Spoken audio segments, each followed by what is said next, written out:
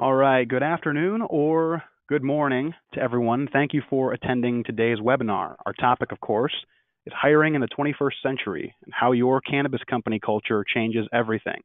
My name is Eric Sandy, and I'm the digital editor of Cannabis Business Times and Cannabis Dispensary. We are pleased to welcome a recruiting services expert from the horticulture industry who will guide you through helpful tools and frameworks that you can implement in your business's future employee hiring models. You will learn how to define what you value in an employee, how to attract top talent to this dynamic marketplace, and how to bring prospective workers into the culture of your business. I'd like to introduce Kathy Fedew. Fedew is a LEED accredited professional, a landscape industry certified professional, and a landscape industry certified technician. Her company, Johnson Fedew Associates, provides recruiting services, consulting services, training workshops, and educational resources for the horticulture industry worldwide. Kathy is the author of the Manual of Interior Plantscaping, published by Timber Press, and Green Plant Care Tips for Techs, and numerous other manuals, online courses, videos, and other resources. She's the developer of the Green Earth Green Plant Certification Program for eco-friendly horticulture businesses, products, and projects. Before we begin, just a couple of notes. You'll see on your screen in that box a little question box. So please type any questions you have into that box. I'll be gathering them throughout the presentation as Kathy is going through her work here, and I'll be asking them to Kathy at the end. This webinar also will be archived, so if you have to leave at any time, just know that we'll be sending out a link to archived video and audio via email to everyone who registered for today's webinar. This is also not the only time we'll be getting together. Perhaps you've joined past webinars. We run free educational webinar events often, so please keep in touch with our social media and our free email newsletter. We're also pleased to present Cannabis Conference 2019. This will be held April 1st through 3rd in Las Vegas. We're offering a deal on registration rates this week. It expires on March 1st, so stay tuned to learn more about that. Please visit cannabisconference.com after the event today. And with that, I'm pleased to welcome today's presenter, Kathy Fedew. Hi, everyone. Thank you very much for joining us, and thank you, Eric, for that introduction. I do want to make one thing clear to you as we begin, and that is that my specialty in the horticulture industry is interior plantscaping, and that's the plants that you see in the office buildings and shopping malls. I work primarily with the companies who are hired to take care of those plants, but I've had an opportunity to work with a number of companies throughout the horticulture industry and throughout the world.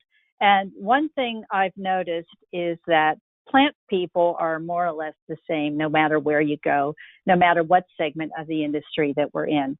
So my hope for you today is that this webinar will be relevant to you and to your business. And we have a mix of businesses here today. You're all involved in the cannabis industry, but some of you are growers, some of you are retail dispensaries, some of you are working in other segments of the industry. And some of what we may say, some of the examples that I might be using may not be relevant to you, but I'm hoping that enough of this is relevant that it will spark something within your business, that you'll take what we discuss here today back to your business, back to your employees and to your management team, and that you'll really start to delve into this, into discussing what your business looks like right now and what you want it to look like, what your company culture is today, and what you want your company to culture to look like a year from now, 5 years from now, 20 years from now. How do you want that to change and evolve? Because when you hire someone, the culture of the company changes. And you want to be looking for people who will help you grow and develop your business and develop and evolve that company culture into the ideal that you have in mind. So we're going to first take a look at some basics on recruiting people and hiring them, and where to look for people who you need in order to grow your business. And then we're going to get into hiring people based on your company culture and what that looks like too. So here we go. First, let's talk about how long it takes to find someone, hire them, and train a new employee. How long do you think it takes for you to do all that? There's a lot of different steps you have to go through, right? First, you have to advertise. You have to get the word out somehow that you have a job opening and that you need to hire someone. So that may be through social media, through print media. There's all different kinds of ways, and we'll go into that in a little bit more detail. Then you have to screen those applicants. You might get 100 applications for one position. Or on the other hand, you may get no applications and be searching for months for somebody, depending on the job and where you're located and so on. But you have to screen out those applicants and decide who you want to speak to and then interview them. And I always recommend that you interview by phone first so that we're weeding out and screening out the people who are going to work out, who have potential, from those who do not. And then bring in anyone who looks good to you and do a face-to-face interview. From that pool, now we're narrowing it down even further, and you need to do some pre-employment tests, and you may need to check to see if they have the kind of licensing or certification that some of the positions within the cannabis industry require. You have to do reference checks, make sure that what they're telling you is true. Check for their driver's record, do any criminal checks that are needed for your business. And then finally, we get to hire them. Yay! But there's all kinds of paperwork that has to be filled out. And you have to orient them to the business and tell them what the policies are and the procedures and what to do if they're sick. How do they call off? All those kinds of things have to be gone over. And then they need on-the-job training. And that can be anywhere from 3 weeks of training to 2 years of training, depending on the position and their past experience and where they're coming from.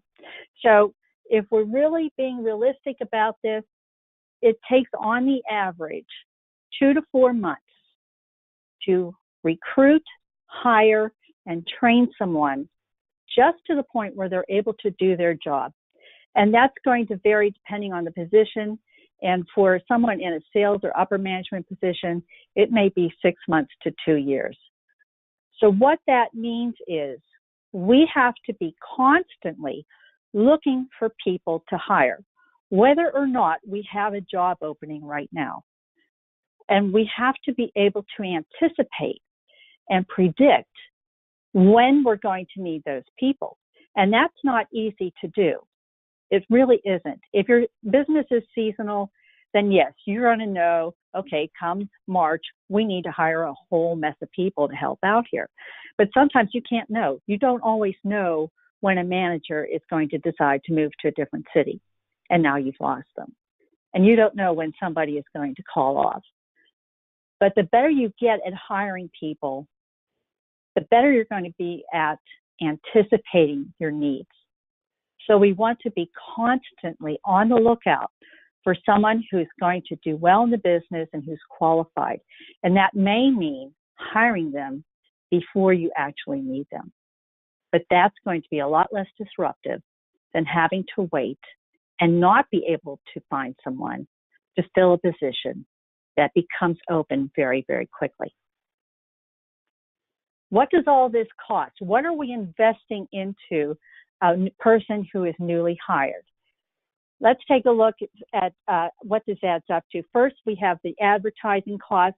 That can range from $300 a week up or down, depending on what kind of advertising you do. We can advertise in trade journals. We can advertise in newspapers, online or print. We can advertise in other aspects as well. And social media and online advertising is very, very big and very important and usually very effective, especially with people in their 20s, 30s, and 40s. So all of that costs money. And I always recommend that you start with free advertising, with advertising on your website, through your Facebook page, or through Instagram, wherever you can. Do it free, do that first, and then take a look at other forms of advertising that do cost money. Screening applicants, you have to pay somebody to do this, whether it's you or somebody else. It's probably going to take on the average about $15 just to go through each and every single application you get to decide is this person going to work out or is it not?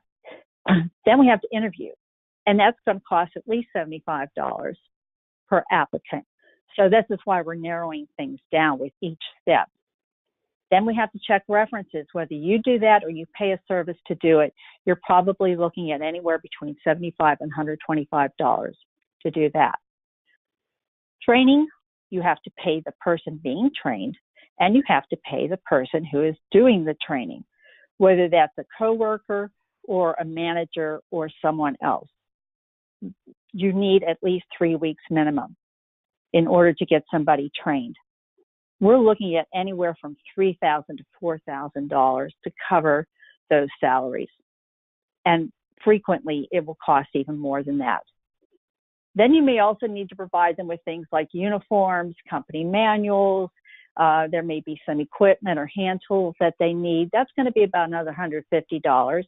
So our total, adding all of that up, can range anywhere from $3,000 to $5,000 or more.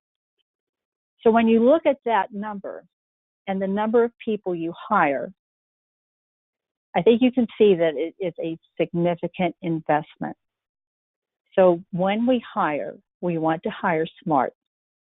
We want to hire people who have a very high probability of being successful. Because no matter how big or how small your business is, the cost of recruiting and training someone is significant. And you want to make sure that you get your money's worth out of that kind of investment. So where are you going to find this person, this wonderful, magical person who's going to come into your business and make you tons of money and help you change your company culture and make everything work and be absolutely magnificent and sparkly? Well, they probably don't exist, but we're going to do our best anyway, right?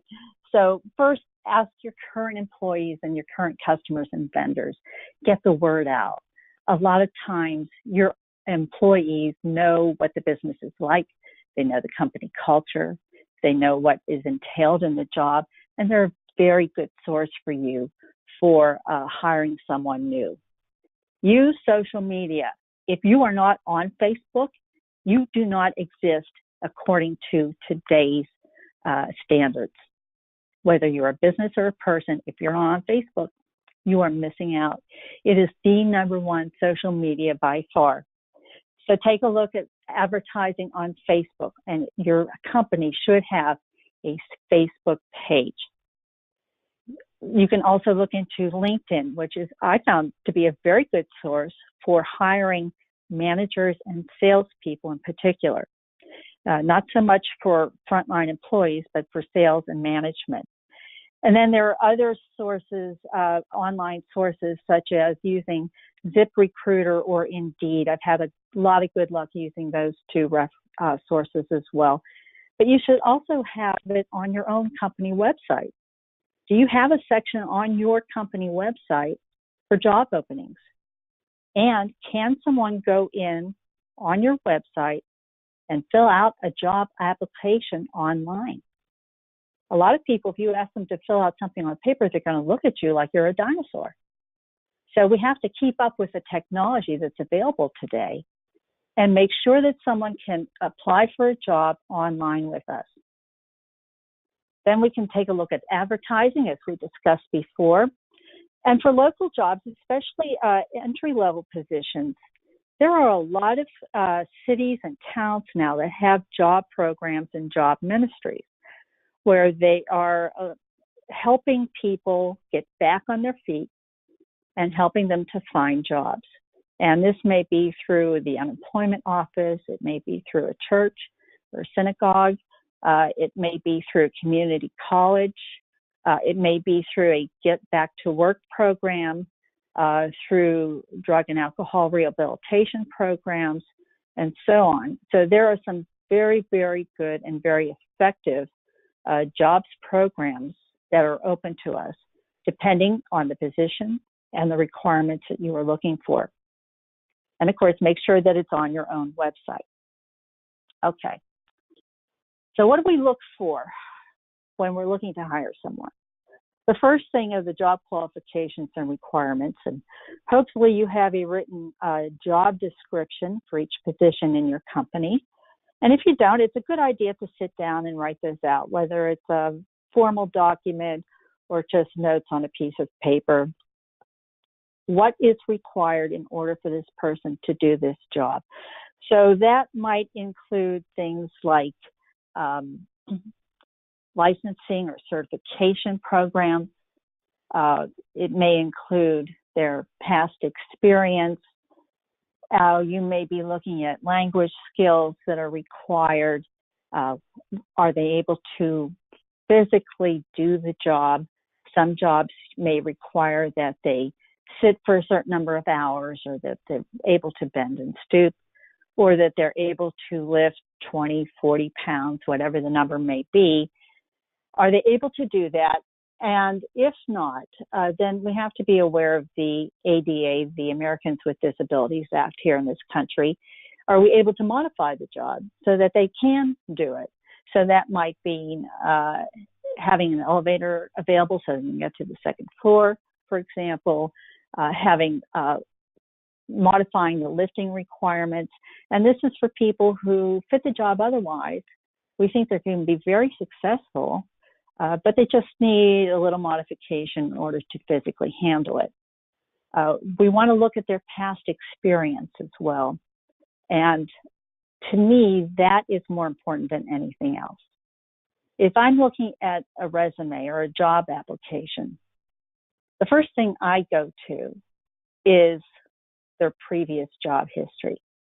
What have they done in the past? How long were they in each position? And did each position from that point on lead to something a little better, a little bigger? So were they able to move up? Were they able to apply their skills to their new job? And are the skills that they have, that they've acquired on previous jobs, skills that can be applied to this job? So for example, maybe they've never grown cannabis before, but they've worked in a greenhouse and they have a good knowledge of basic horticulture. They know about fertilizers, perhaps they have a pesticide license, or they know a lot about growing products organically. They obviously have a heart for this industry. And those are skills and knowledge that they can transfer to working for you. So what that does is it shows their interest, but it also shows that we can now narrow that training down a bit, and we don't need to spend as much time training because they already have some of the basic skills and knowledge that they need. Those are all good. Now, for some positions, you also need a certain level of education. So you may be looking for a grower who needs to have a master's degree in order to do their job. They may need to have some other educational background in order to do their job. If you're looking for a bookkeeper, for someone to work in your accounting department, then obviously a degree in accounting is going to be very important. We also need to look at the hours that they are available to work. And this can vary quite a bit with the job. Let's say you have a dispensary and your hours are 9 to 5 p.m. You need someone who can work 9 to 5 p.m. And that's just basic. And if they're not available to work those hours, then this is not the job for them. It's just not. They might fit in somewhere else in your business, but not working in a dispensary like that with those kinds of hours. On other jobs, they may be able to work from home at least part of the time, where the hours can be more flexible. And if so, then this now widens our pool of applicants so that they can do that kind of work. And the hours may be more flexible, and that helps quite a bit. And a lot of companies are moving in this direction for computer-based jobs, clerical jobs, where at least part of the work can be done from home, and it doesn't necessarily need to be done during office hours, as long as the work gets done. Some jobs may also require language skills. For example, if your dispensary is in an Asian community, you may need someone who can speak Korean because a lot of your customers are Korean. If you are working in a greenhouse with a lot of Hispanic workers, it may be necessary for a supervisor to be able to speak Spanish and communicate with those workers. So those language skills can sometimes be important depending on the position. You may need somebody who has basic computer skills. They may need to be able to do their job in using Word or using PDF or using Excel spreadsheets. And if they don't currently have those skills, is that something they can learn rather quickly so that they're able to do their job? So other characteristics to look for in a new employee that I have found to be important is, first, do they have a stable life right now? And you'd be surprised at how much personal information job applicants will give you if you just be quiet for a few minutes and let them talk. And we can't ask them about their marital status or do they have children or anything like that. That's illegal for us to ask. But they will tell you. And some jobs require that they have a very stable lifestyle. That means that they're going to last longer with you. They're not under a lot of stress right now, and they can adapt more easily to working in a new work environment. We also want to take a look at the job. Is it a step up for them? Is it somehow better than the job they currently have or the job that they have had? Are the hours better? Are they able to spend more time with their family because that's important to them? Is the pay better? So it can mean different things to different people, but it should be a step up or at least a step sideways and not a step down.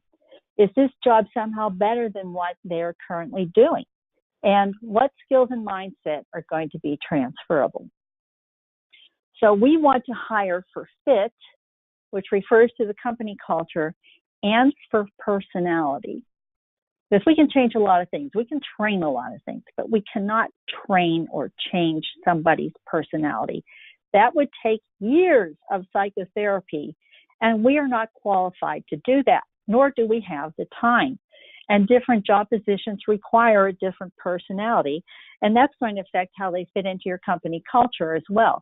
So, for example, a business manager, somebody who you've hired to run the back of the business, to make sure you're making money, to make sure the invoices are being paid, to make sure the employees are being paid, to make sure the utility bills are being paid, who's managing the business side of things. For them, it's all about the numbers and getting things done. And that's the kind of personality they have. They are numbers oriented and they are get the job done oriented. They don't necessarily have the best people skills. But boy, are they great at getting things organized and figuring things out and being right on top of things and managing their time. That's what that kind of personality they are. On the other hand, if you have a bud tender, somebody working in the dispensary, helping out retail customers, for them, it's all about the people and relating to their customers and being focused on them and what's best for them. Having that kind of a giving, loving, nurturing, compassionate personality style. Very, very different from a business manager. And chances are, especially in the cannabis industry, that they believe very strongly in what they're doing, that this is more than just a job to them. This is giving back. This is a way to serve others. And that's the kind of person that they are. That's what they're passionate about. And they also need to be able to pay attention to detail, to really know their product and to be able to help the people who are coming in, especially if they're using cannabis for medical reasons. So what about hiring for fit and hiring for company culture? This has become more and more important today. Culture now is transparent. Employees can get on Facebook and post stuff about their jobs, and you have not very much control over that. And everybody kind of sees what's going on the inside of a company, and it has now become your brand. And one of the newsletters I follow, Trend Innovations, just had an article about this not too long ago. But your culture has become more than just your company's personality, it's actually become part of your marketing. So every time you hire someone, the culture of the company changes, for better or for worse.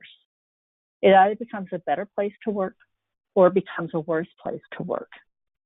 And for that reason, you should find people who already fit into your company's culture so that any changes that happen are minor and easily absorbed.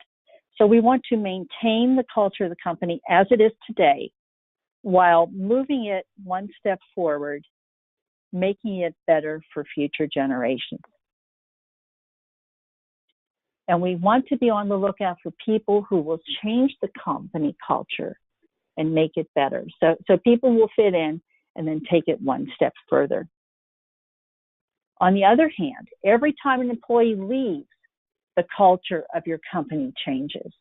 Whether they are leaving and resigning on their own, perhaps they're moving to a different city, or they found a job that is better suited to their current needs, or their lifestyle has changed, or perhaps they're retiring.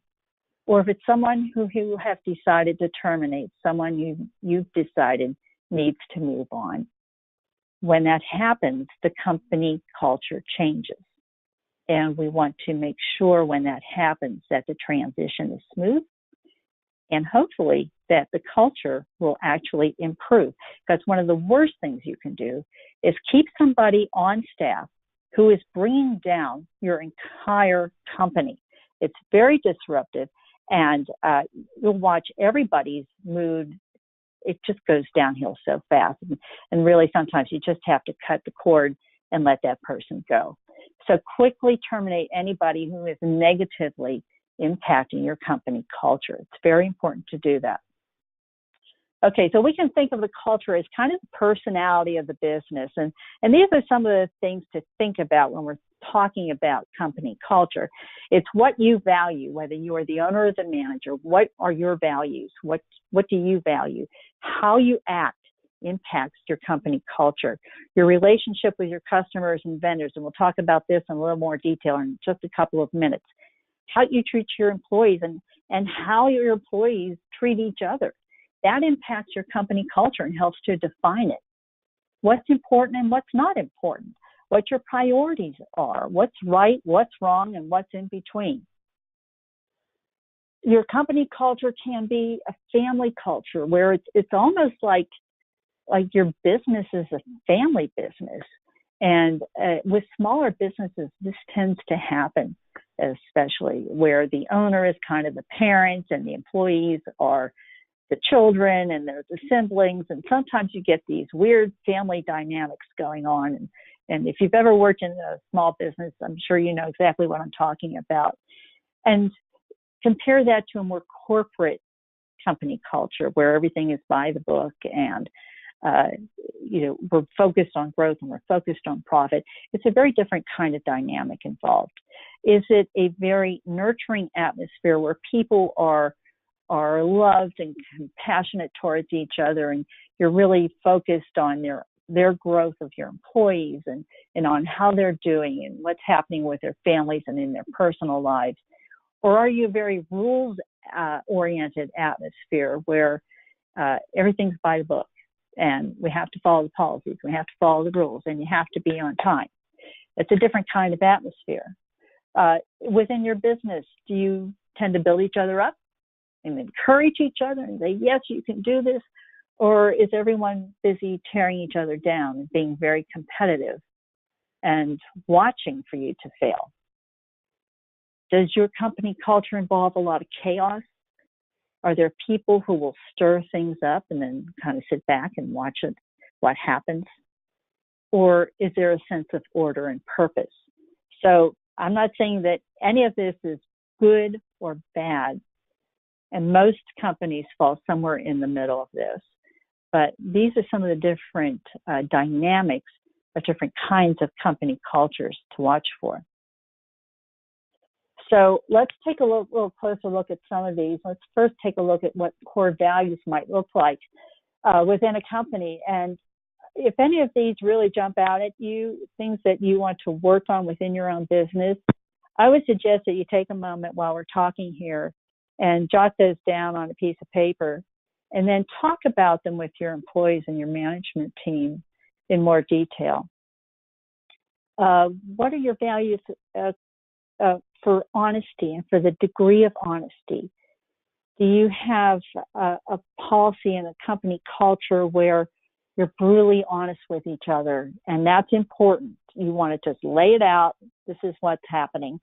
Or is it honesty tempered with kindness? Do you tend to be more focused on how people are going to react and accept an honest answer, and temper that with some kindness and let them know, okay, here's where what you do great, and here's where we need you to improve? Or do you just come out and be more blunt about it and say, okay, you need to be doing it this way, not that way? Nothing wrong either way. It's just, what's your company culture?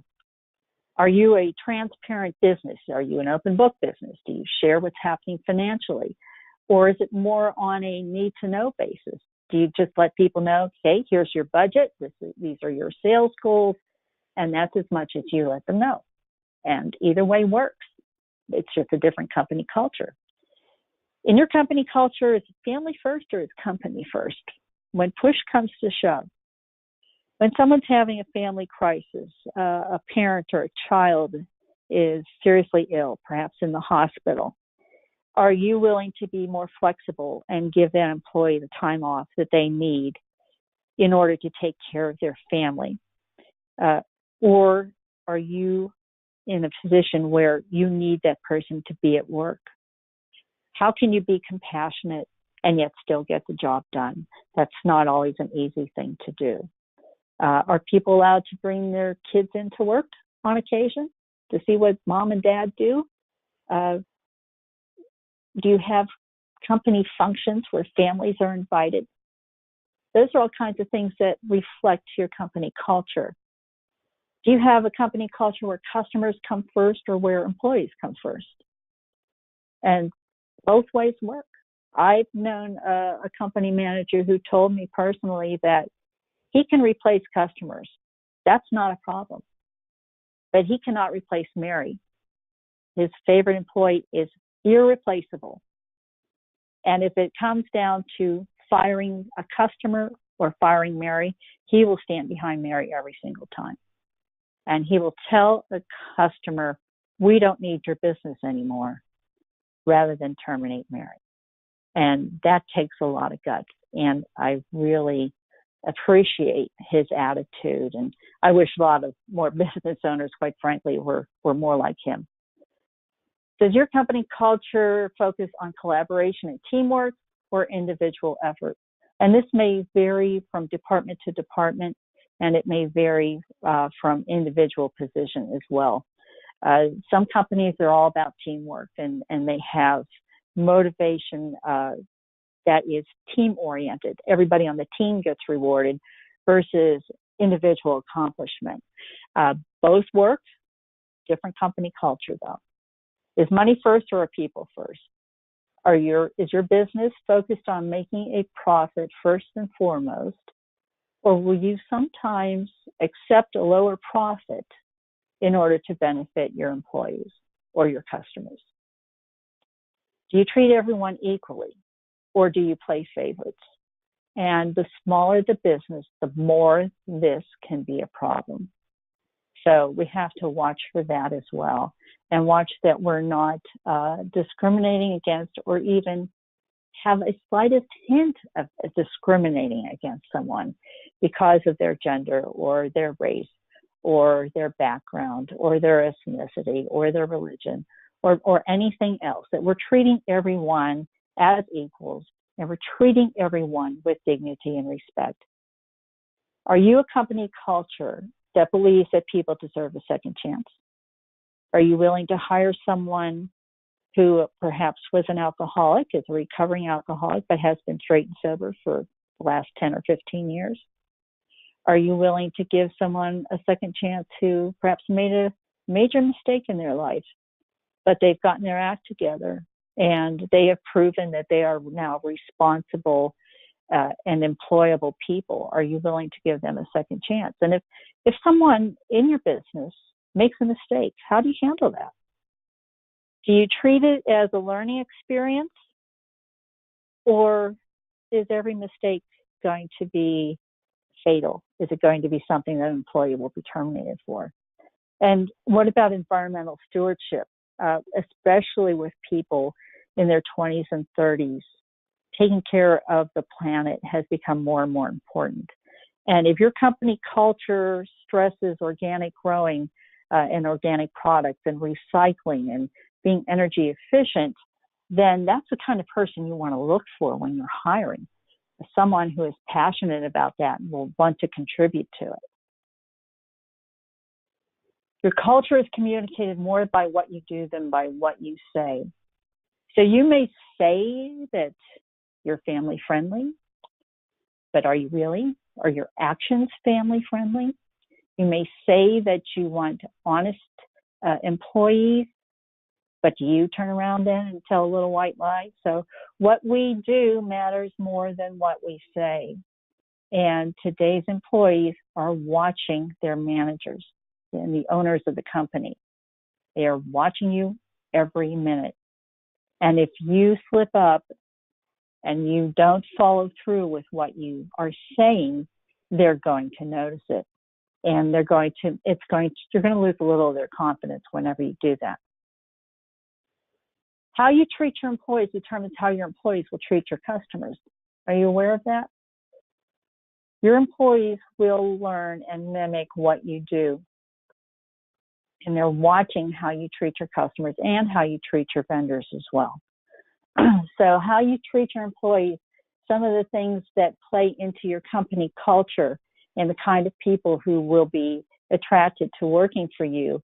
Are you paying them a fair and living wage? They have to be able to pay their bills first and foremost, no matter what else. Anything else you do, any other kind of motivational activities or bonus programs that you might have will be absolutely meaningless unless you are first paying a fair living wage. Do you provide them with uniforms or with a clothing allowance if they're frontline or labor employees? What kind of benefits package do you offer? Do you offer a good medical program? Do you offer dental, vision care? Do you help with child care expenses? Do you help with other kinds of expenses, perhaps helping to pay for education, for helping them to set up flexible spending accounts for other medical expenses? Those benefits can mean more than anything else to an employee. How do you handle family emergencies? How do you handle mistakes? Are they learning experiences? Is it something, okay, you made a mistake, what did you learn? Are you going to do that again? Good. That's the best way to handle it, instead of coming down on them or mistreating them or making them feel terrible. Any good employee is going to already feel bad about any mistakes they make, but they don't have to be punished for it. Do you provide ongoing training and learning? Some of our employees, they love to learn, right? And having the opportunity to learn more, to go to classes, to go to workshops, to have some ongoing training at work means more to them than anything else. And do you provide some social events and chances for people to cool off, get to know each other on a different level, perhaps invite their families along? To some people, having that kind of relationship at work is really important to them. And it's all of this, everything we've been talking about is a part of your company culture. It's what defines you. It's what defines your business and impacts the kind of employees that you're going to be hiring. So what's important and what's not important within your business? Is being on time important? I know some companies where if the meeting starts at 8 a.m., you better be there 10 minutes before and have your donut and coffee already. And I know other companies where if the meeting starts at 8 o'clock, it's, we'll get started around 8:15, whenever everybody's here. So that's a totally different kind of company culture. You know, do you offer flexible work hours? Is it okay if somebody wants to start at 10 and work till 6? Or is the job just not structured that way? If somebody wants to start work at 7, to be done by 3 for when their kids get home from school, Is that something that can happen? Or is the job just not structured that way? Is that just not a part of your company culture? What's more important, getting in the hours or getting the work done? A lot of people, again, in their 20s, 30s, and early 40s, to them, a time clock is meaningless. They figure as long as the work gets done, as long as the project is done on time, what do you care how many hours I worked? I got the job done. And quite frankly, they have a good point, at least with some kinds of jobs. And other kinds of jobs, you got to be there. You know, if you're working at a dispensary, you got to be there to open up the shop. So it depends on the job. It depends on the company. Is it more important to do things right or to do them on schedule? And it depends, you know. It depends on the type of job. And you know, if something's being shipped out, it has to be there and be ready to be shipped. You can't wait around. Are you more important? Is it more important for you to make a profit, or is it more important for you to make it right? And neither one is wrong. But when push comes to shove, which is more important? Let's make the money and get it out the door, or let's make it the right way. And if we have to postpone shipping, well, then that's what we'll do. What about priorities? Or how does family needs and illness play in? Do the customers come first or the employees first? Are you more focused on getting the sale than anything else? And where does quality fit in to all of this? Do you want to be known for producing a quality product? Do you want to be known for producing a product that is affordable? Sometimes we can't have it both ways, and it depends on the company culture and the goals that you have for your business. How are employees motivated and how are they disciplined? That's all part of the company culture, especially how employees are disciplined. Do you have a set procedure in place? Are you being fair about it? And are you offering people an opportunity to learn from their mistakes and to move on? How are employees promoted? Are you being fair about that? Are job openings being posted so that anyone who's interested can apply? Are you promoting people based on their experience, on their skill level, on their ability to move up, or just because they've been there the longest? And that's an important question to think about, right? And what mistakes are fatal? Which ones can you not afford to have somebody continue to work? If someone has stolen something, that's probably grounds for immediate dismissal, because you need to be able to trust your employees. And is everyone treated with dignity and respect? And this is something that I personally feel is very important. I think everybody deserves that much. I think they deserve to be treated equally. They deserve to be treated with dignity and respect. I don't care what position they hold. I don't care what their past is. Every human being, in my opinion, should be treated that way. And how do you treat your customers? Do you offer them a fair price? Do you treat everybody with dignity and with kindness? Do you choose to believe the best about your customers? Or do you choose to believe the worst? I tend to do business with companies that have a good return policy, because a lot of times I'll get something and I'll bring it home and I'll have second thoughts about it. So I tend to probably return more things than I keep. But to me, dealing with companies that will allow me to do that is important.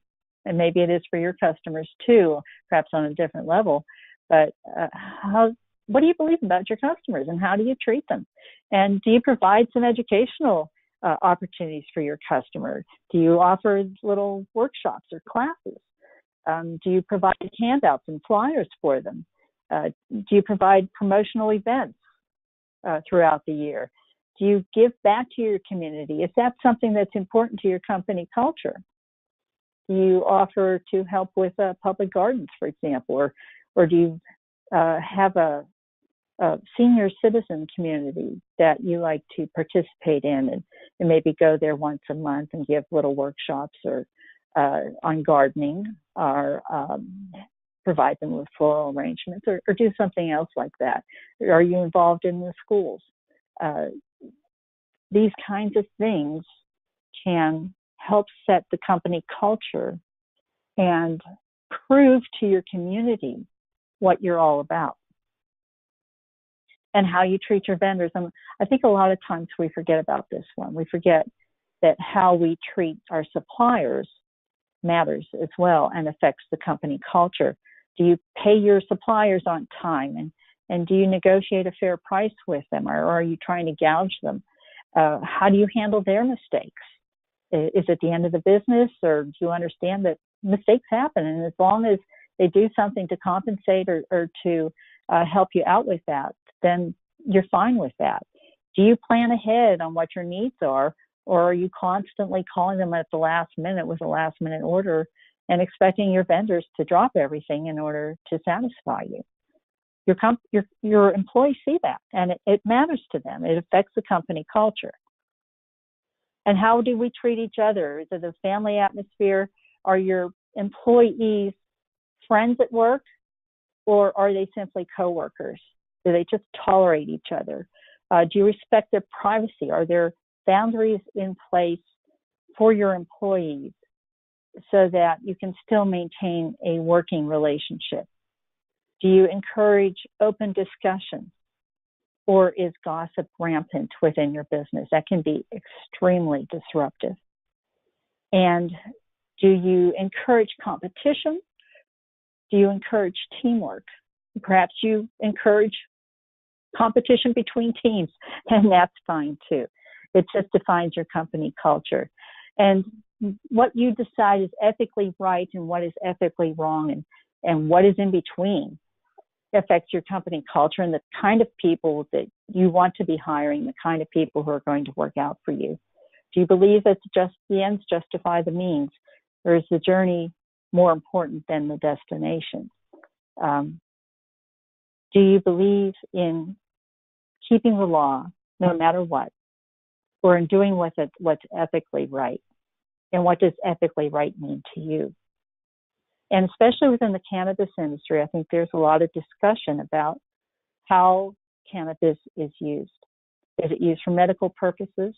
Is it used for recreational purposes? Is it used for other purposes such as fabrics and so on? And what do you feel are legitimate ethical purposes? What do your employees feel about that as well? And do you both agree on that? That's going to affect your company culture, and especially within your industry. So I want to thank you for hanging in there with me for the entire time. I'm going to leave you with two bonus questions that I think are the best two questions you can ask during an interview, no matter what job you're applying for. First one is, did you have any problems getting here today? It sounds like a good, just kind of chit-chat kind of question, right? Very inconspicuous, and yet it tells you a lot about your employee that you're looking to hire. Did they check on the GPS? Did they take a trial run to see how long it would take to make sure they knew where to park? Or did they barely get there because their car broke down and their kid was sick and everything else happened? That's going to tell you what kind of employee they're going to be if you decide to hire them. And the last one is, what else should I know about you? Oh my gosh, the answers you will get are just amazing. I've had people tell me that they just entered a rehab house 2 weeks ago and they're 1 week sober and everything's going great. And I know that they need a more structured job than the one they're applying for. And I know people who have told me that they've got 6 kids and they can't find childcare, and they'll go on and on and on about whatever is personal to them and whatever is important to them at that very moment. And that tells you so much about a person. It tells you what they value. It tells you what their life is like right now. It tells you if they are right for this job right now, or are they in a place in their lives where this position just isn't right, but maybe something else would work out better for them. So just asking that very innocuous question, what else should I know about you? If they're smart, they're going to tell you about how they love this how much they would love this job and would love to come work for you, and they're ready. Just let me know when I can start. That's the kind of answer you want. You don't want to hear too much about their personal life. So that is what I've got prepared. And Eric, do we have any questions or comments? We certainly do, Kathy. Yes, thank you for that. That was fantastic. I've been gathering a few questions here from the audience out there. Thank you, folks, for dropping a few in the question box. We have a few more minutes, so please feel free to drop more if you'd like.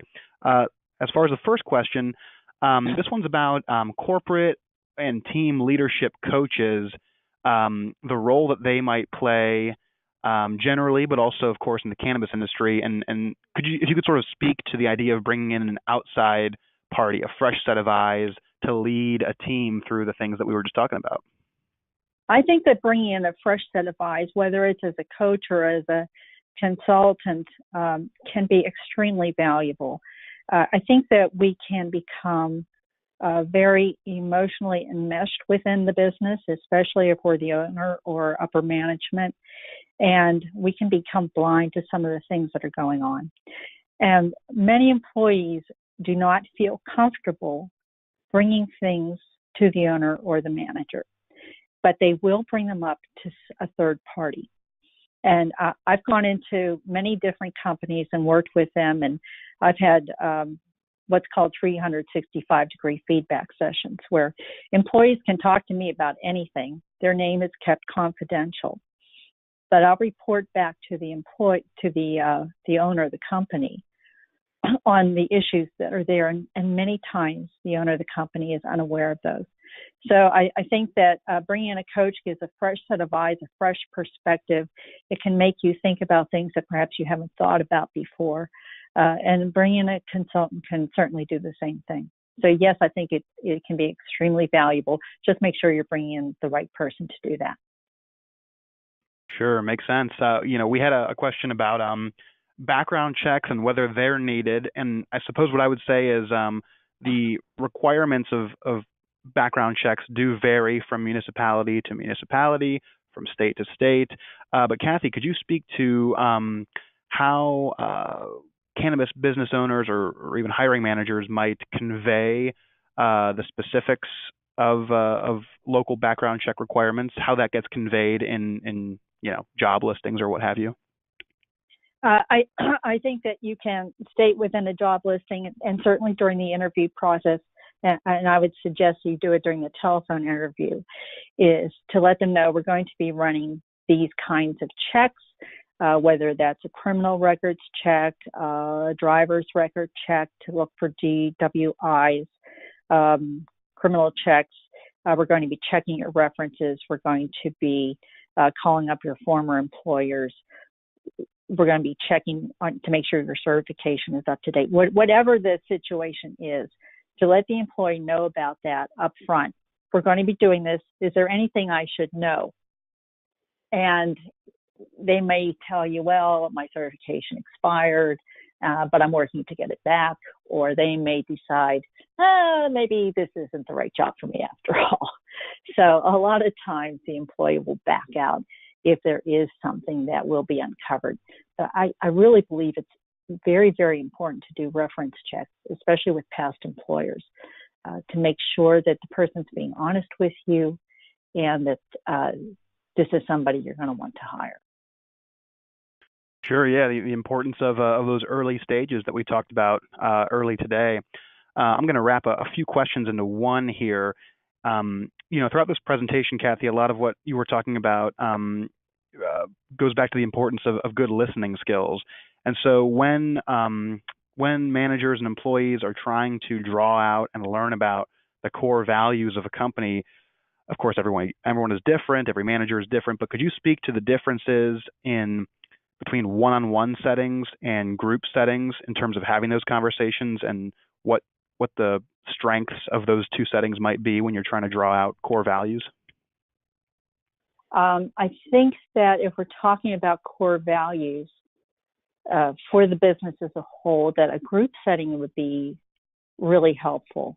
And just to do some free thinking and some mind mapping, and just to say, okay, let's make a list of what the values ought to be for our business, and just start writing them down on the board, on a whiteboard or a chalkboard, and coming up with a list with everybody's input on it, so that you can open up a discussion about it and say, okay, these are the ones we can agree on, and these are the ones that might be more individual values, but these are core values that everybody here within the company can agree upon.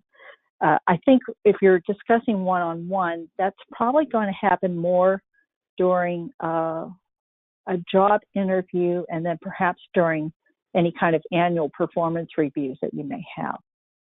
So that's more on an individual basis, comparing an individual's values to the company's values. And that's going to happen. Best time for that to happen is really during the interview before they're hired. Okay. With the industry growing as rapidly as it is, and with markets maturing as rapidly as they are, a lot of jobs that are being listed in the cannabis industry are for totally new positions at a certain company, rather than replacing employees who've been terminated. A lot of job listings are for totally new positions. Could you speak a bit to the preliminary work that a company might need to work through to fit a new position into an existing workflow, keeping all the corporate culture intact that we're talking about? I think if you're creating a new position, that you really have to stop and think about, what do you want this person to be doing? What is the purpose of having this new position? What exactly are they going to be doing? And from there, what are the requirements for doing this job? And then what kind of personality do we need to be looking at for this? And how will this new position fit into the structure and the culture of the business as a whole? I'll say this: almost every position I had prior to working for myself was one that did not exist before. It was a position that was created specifically for me. So my former employers saw a potential within me. They saw what I could do, and they actually created a job that would encompass all of that. And I think that what we're talking about kind of goes hand in hand with that we're creating positions. But at the same time, if you find a jewel, if you find a gem of a person who you see has a lot of potential, don't be afraid to create a job specifically for that person, because they'll probably turn out to be a very, very valuable employee for you. That's a great point. As we're wrapping up here, I'd like to note to everybody that Kathy's contact information is there on the screen. Please feel free to reach out with follow-up questions to her or to us here at Cannabis Business Times. Kathy, I would like to thank you for your time and insights. This was really fantastic and greatly appreciated. Mm-hmm. And everybody else, I'd like to thank you all for attending today. We did get one last question that I'll take, and it's whether we have more webinars like this that everybody can view for information on the industry. We certainly do. You can find them at cannabisbusinesstimes.com on our videos page. Like I said earlier, everyone who registered will be getting a link to the archived audio and video of today's presentation. And yes, in the very near future, we have a few more of these that we'll be announcing, and of course, several more as the year goes on.